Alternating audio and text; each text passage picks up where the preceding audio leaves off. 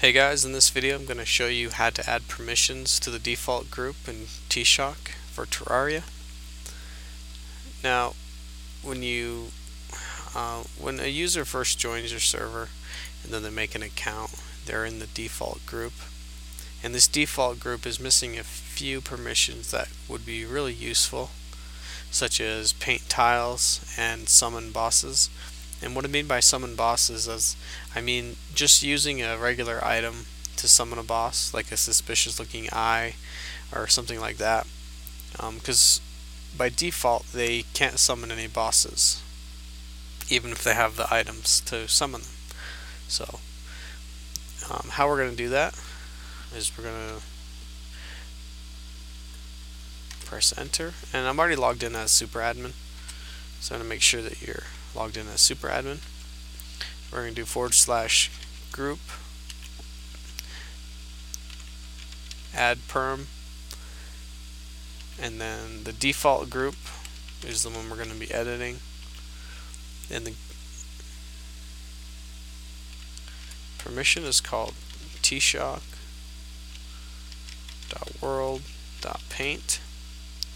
Okay, and now the default group can paint the world, or paint tiles I should say. The next one is going to be group add perm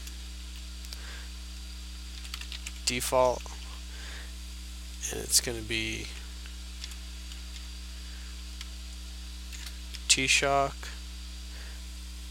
dot npc dot summon boss. You can see I have them written right over here, just so I could see them as I'm typing them. So if I press enter, the permission has been added, so now people can summon bosses with items, and they can also paint tiles like their house and stuff. Now included is a few other permissions that I think you might be interested in adding.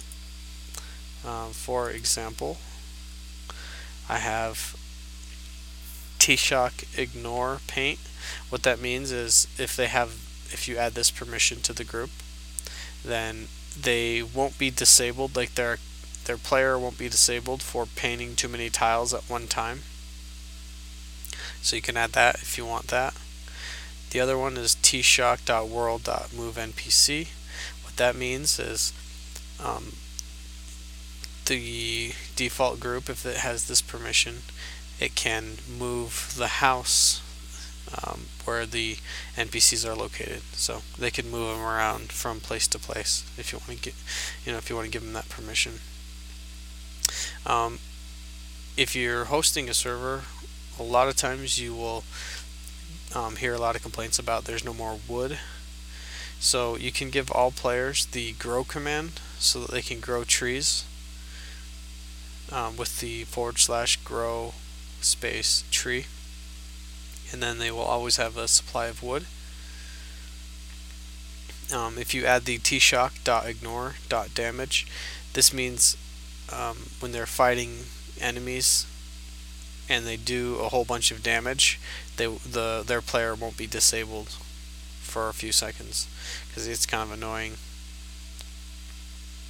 The tshock.ignore.remove tile, so if they're mining really fast or using bombs to mine, the player will be disabled for removing a certain amount of tiles in a short amount of time. So you can put this permission in so that they won't be disabled. Warning though, this could possibly open you up to griefers, someone that comes on your server just to cause havoc and destruction. So be warned. You only want to probably add that if you trust all the players.